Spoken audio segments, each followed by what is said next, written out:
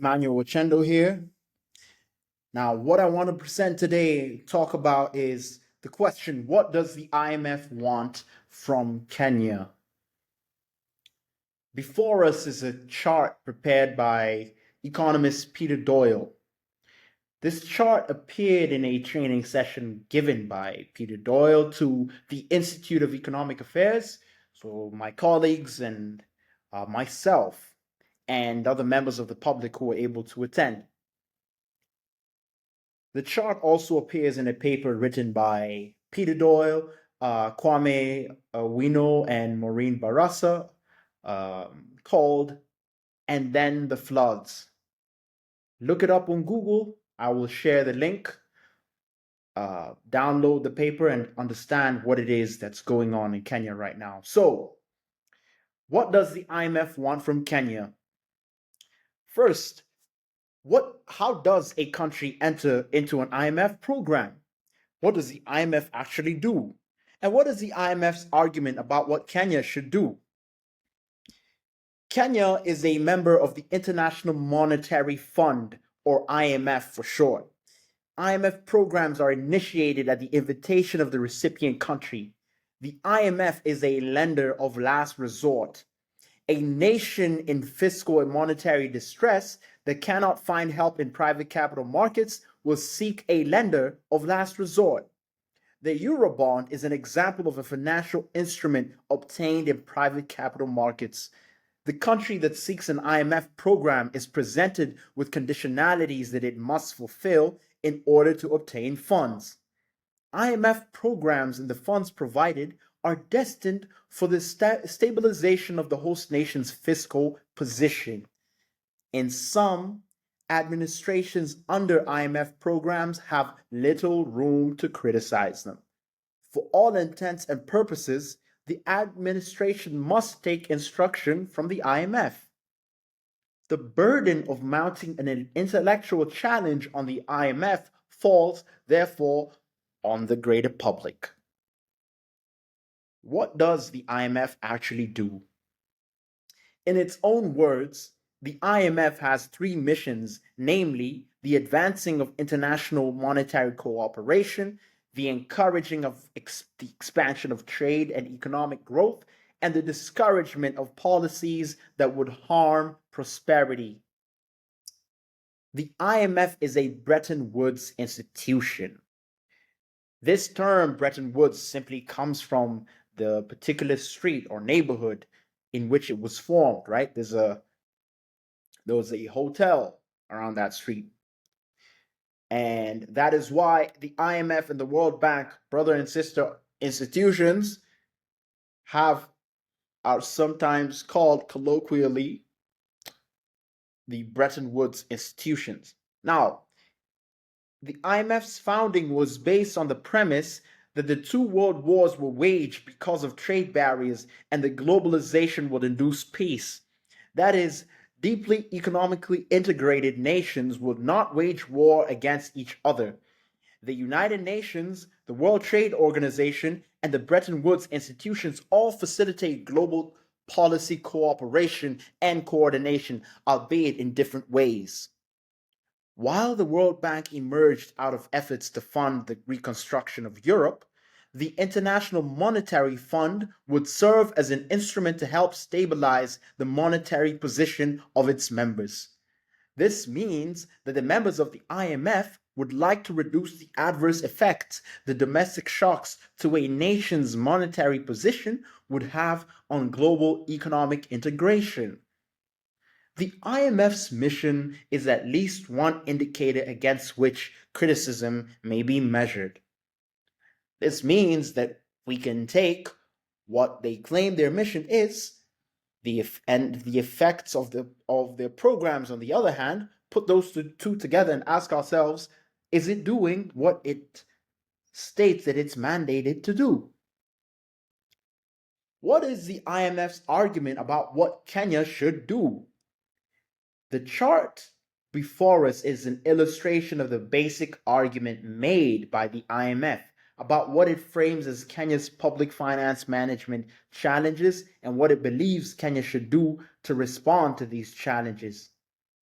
The chart has four columns for 4 years, namely 2022, 2023, 2024, and 2028.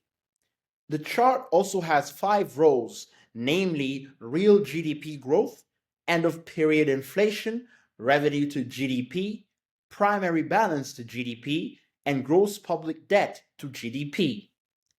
Real GDP growth is a measure of the growth rate of the total output of the economy. End of period inflation is a measure of inflation at the end of a specific period. Inflation should be compared between similar periods. Revenue to GDP is itself a measure of the size of revenue relative to the economy. A high revenue to GDP is one indication of the size of the government relative to the size of output. A high primary balance to GDP is an indication of the size of government expenditures, excluding expenditures on debt. The chart indicates that in the year 2022, Kenya's debt to GDP was a relatively high 68.4%. The IMF reports that Japan has a debt to GDP of 214.27%. In Kenyan policy discourse on debt, this is an oft-cited indicator that is supposed to reassure the Kenyan polity that they need not be concerned about the debt. The idea is that Kenya still has a long way to go before it begins worrying about its debt position. If Japan can continue to borrow, then so can Kenya. Or at least the argument goes.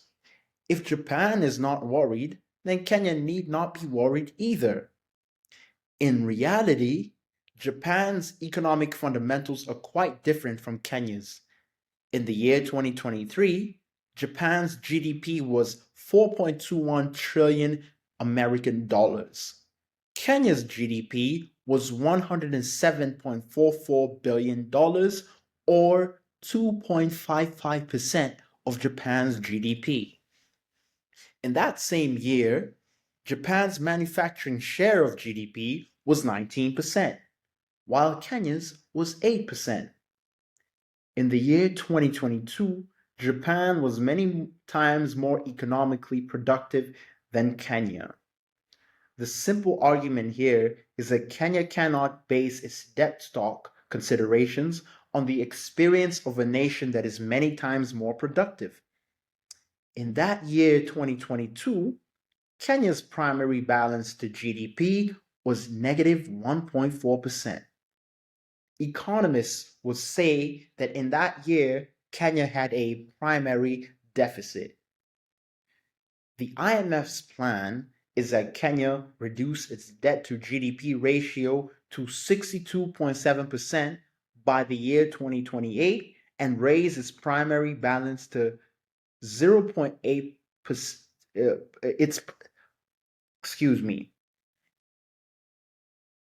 The plan is that Kenya should raise its primary balance to GDP ratio to 0.8%.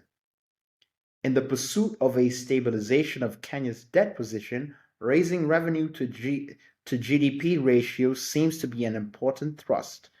This means that Kenya was spending more on public goods and services than it was collecting in taxes. The IMF's plan is to place Kenya on a path to the stabilization of its untenable debt position.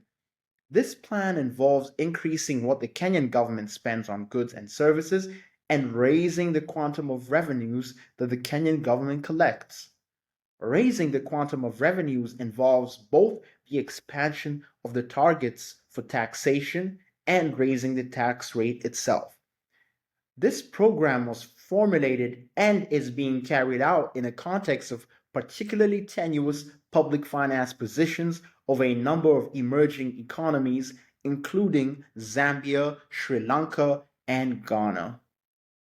The criticism lobbied against this program by one economist, Peter Doyle, namely that the program ignores the relative food price shocks faced by Kenyan households, the unfocused nature of the program, right? That is, the program has too many objectives, its ignorance of critical climate change issues, and its poor fiscal anchoring. In the next chapter in this series, we will explore these criticisms further. Now, in conclusion, the African continent is home to both responsible and irresponsible governments. The Kenyan government is responsible for the fiscal crisis that it finds itself in. Botswana has never had an IMF program, but it welcomes technical experts from the IMF to train its technocrats. This is because Botswana is relatively fiscally responsible. Kenya is not a paragon of fiscal responsibility. Whatever criticisms the IMF has earned, this crisis was made in the Kenyan Treasury, its parliament, and its state house over many, many years. Thank you. I've been Emmanuel. I'm, like you, trying to understand the context of Kenya's the state of Kenya's economy right now. And so I'm exploring these different sources of information and trying to catch up and see how it is that we got where we are. Thank you and good night.